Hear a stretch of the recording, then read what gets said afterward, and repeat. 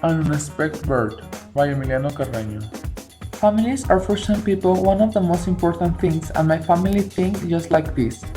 I am the fourth out of four sons, and I have two brothers and a sister. My two older brothers are already married, and about 3 years ago, my oldest brother gave us the news that he and his wife were waiting the arrival of their second son. On that time, they had a little boy of 1 year, which was a very loved child because he was the first grandchild for both families. My family was very excited about the birth of the new baby and started questioning some things about him, like if he will be a boy or a girl, or when will be his birthday. After 4 months, we noticed that the baby will be another boy. His parents were very happy and started making all the necessary plans like looking for names, fixing and decorating the room, and looking for a hospital.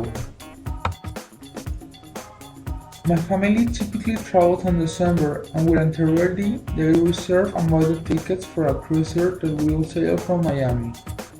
The baby was programmed to born at the end of January or the beginnings of February, so we could perfectly go to our travel and return on time for the birth of the boy. But the fate had thought otherwise. We went to the cruiser, and when we were at the middle of the trip and landing in Jamaica, we received an unexpected call. It was my older brother who called us to let us know that the baby stepped forward almost 2 months and that he was in the hospital waiting for the news of the doctor.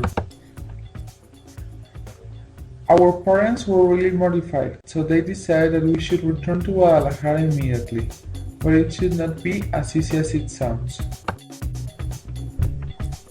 Jamaica was a really poor country and the communication was not good.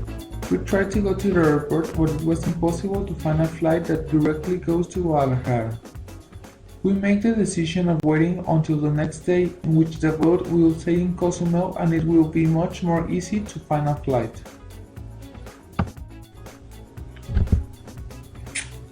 At the next day, and already in Cozumel, we go to the cruise office because we first had to get to know the cruise ship that we will stay in Cozumel because we have an emergency.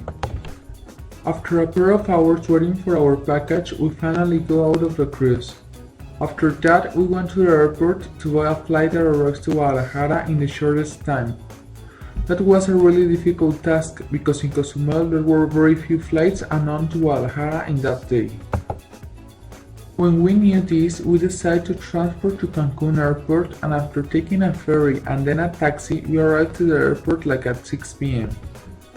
The first flight that was available to Guadalajara was at 7 p.m. and we had the fortune that the flight was not full, so we immediately bought the tickets. At about 10 p.m. we arrived to Guadalajara. We went to our home to lock our package and immediately we went to the hospital. When we entered to the hospital and after several efforts of arriving on time, the receptionist informed us that the visiting hours had ended and that we should wait until the next day. We went the next day and we received the great news that my nephew was very good and healthy and that he just had to be in the hospital for another 3 days. So the sacrifices lived and effort paid off because everything went well and there was nothing to regret. Now my nephew is a completely normal, healthy and happy child. At the end, we will never forget all the adventure and sacrifice that we have to live to get news about this little boy.